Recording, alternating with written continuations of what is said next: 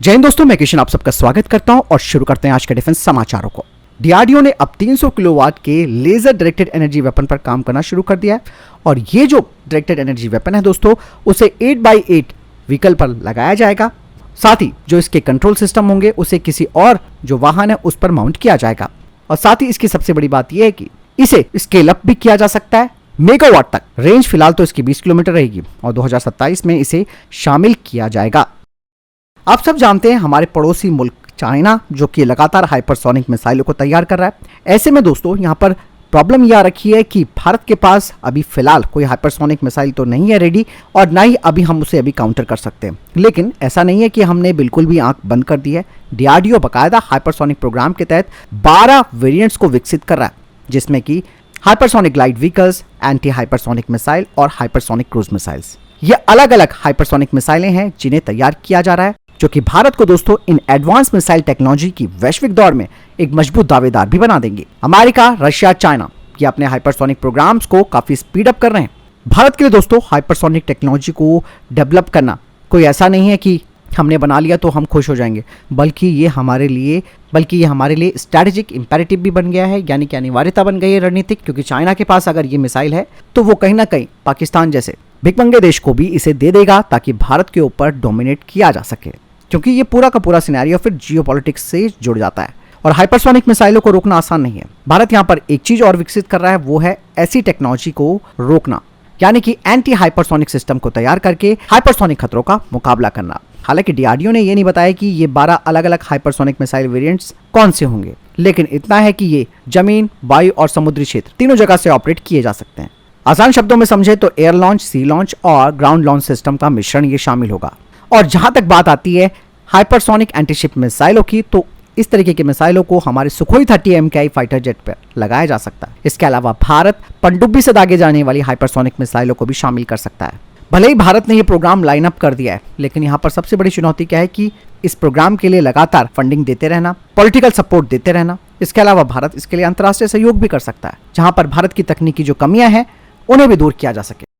रक्षा मंत्रालय ने low level transportable radar Ashwani की खरीद के लिए भारत इलेक्ट्रॉनिक्स लिमिटेड के साथ 2,906 करोड़ रुपए का कॉन्ट्रैक्ट किया है।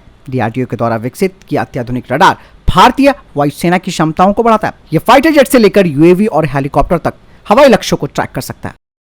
भारत की स्टार्टअप कंपनी प्रवेग डायनामिक्स को आइडेक्स विनर चुना गया है और ये जो पुरस्कार है वो विदेशी संस्थाओं पर भारत की निर्भरता को कम करने की दिशा में काफी महत्वपूर्ण कदम माना जाता है। इस कंपनी ने दोस्तों वीर ETATV को तैयार किया है, जो कि स्टेल्थी इलेक्ट्रिक पावर्ड व्हीकल है, जिसका इस्तेमाल गश्त करने के लिए, टोही और खुफिया निगरानी मिशन करने के लिए किया जा सकता है।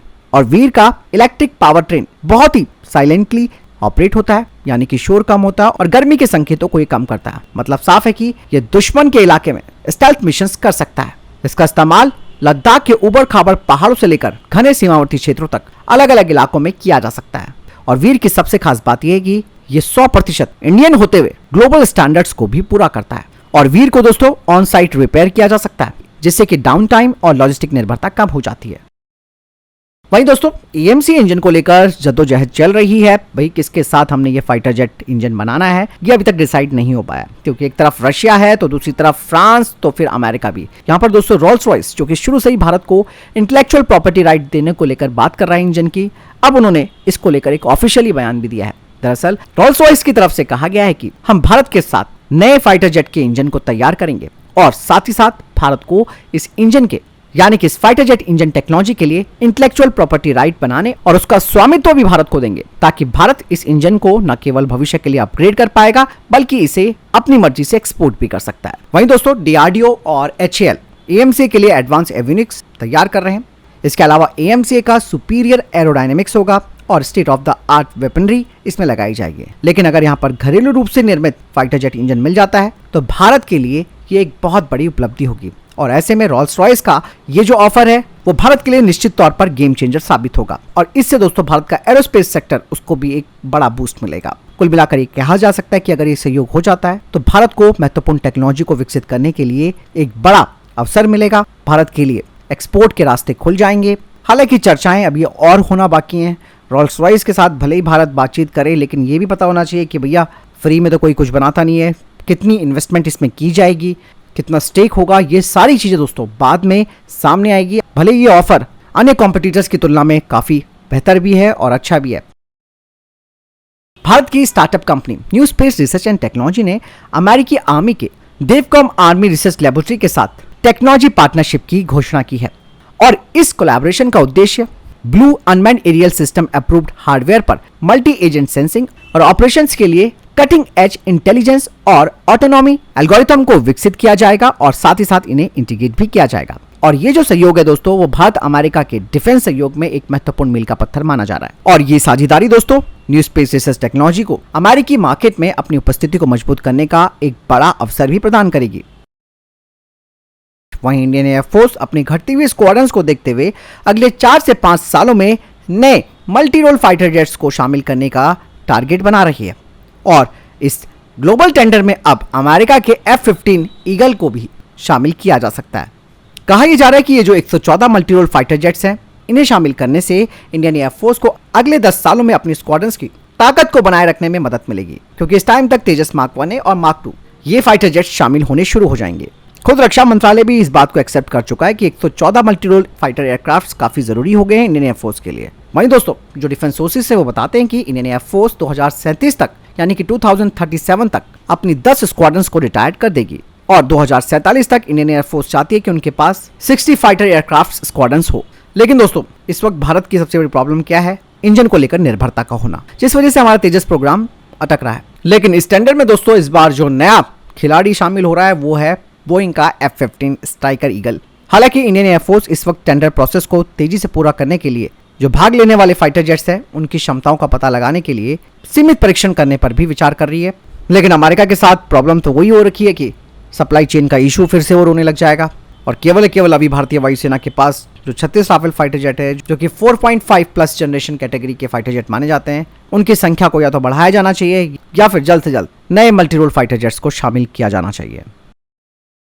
वहीं दोस्तों चाइना ने बांग्लादेश को हथियार देने शुरू कर दिए हैं। इसके अलावा चाइना ने बांग्लादेश को हथियारों के अलावा मिलिट्री टेक्नोलॉजी भी ट्रांसफर की है। मतलब साफ है कि बांग्लादेश की सेना को मजबूत बनाना ताकि वो भारत के लिए एक बड़ी प्रॉब्लम क्रिएट कर सके, जैसे कि पाकिस्तान करता है।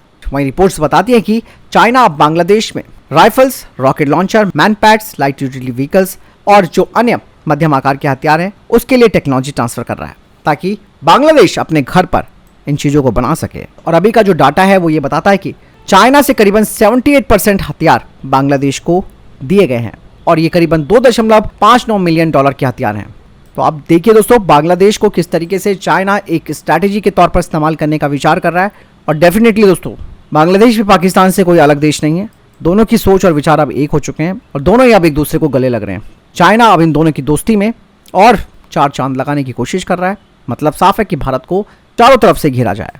इसके अलावा सिप्री की रिपोर्ट भी दोस्तों इस बारे में बताती है कि चाइना ने पाकिस्तान को 81% हथियारों की सप्लाई की है, जिससे कि पाकिस्तान काफी मजबूत हुआ है। 2020 से 2024 के बीच चाइना चौथा सबसे बड़ा हथियार एक्सपोर्टर के रूप में रैंक कर रहा है, जो कि इंटरनेशनल वेपन्स की एक्सपोर्ट का 5.9% है। यहाँ पर सिर्फ चाइना, अमेरिका, रशिया और फ्रांस से पीछे है। सिप्री की रिपोर्ट बताती है कि चाइना ने एशिया, अफ्रीका और मध्य पूर्व के मार्केट में भी प्रवेश किया है ताकि वो अपने हथियार के एक्सपोर्ट्स को बढ़ा सके।